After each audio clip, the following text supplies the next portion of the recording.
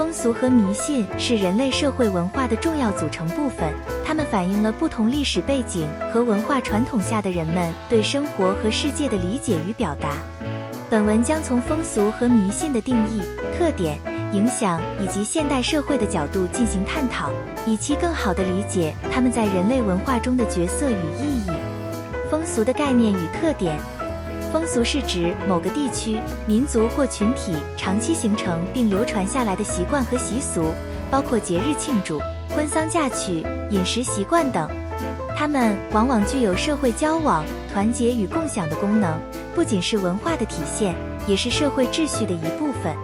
比如中国的春节、美国的感恩节等，都是具有深厚文化内涵和社会意义的重要风俗活动。风俗的特点包括传承性强，代代相传，具有地域性和群体性，不同地区、不同民族的风俗有所不同，多样化和包容性，能够融合不同文化元素，反映生活方式和价值观念，是人们对社会和自然的认知与表达。迷信的概念与特点。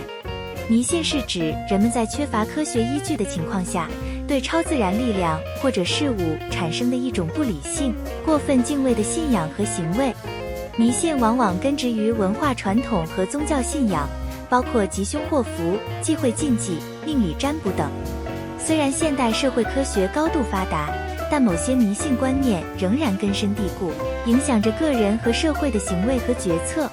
迷信的特点包括缺乏科学依据和实证支持，传承性和传染性强，容易在社会中广泛流行，具有情感性和宗教性，满足人类对未知和控制的渴望，影响行为决策和社会规范，甚至对科学认知造成一定的干扰和障碍。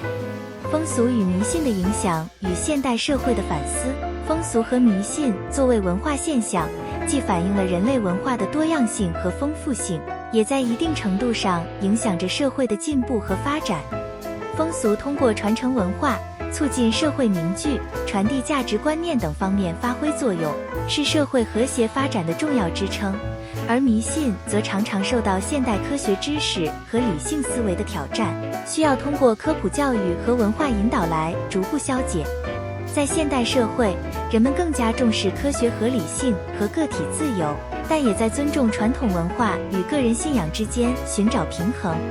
对于风俗，应当保持其多样性和包容性，以适应不同文化背景下人们的生活方式和情感需求。对于迷信，则应通过科学教育和文化普及，提高社会对于理性思维和科学精神的认同度，减少其对人们生活和社会发展的负面影响。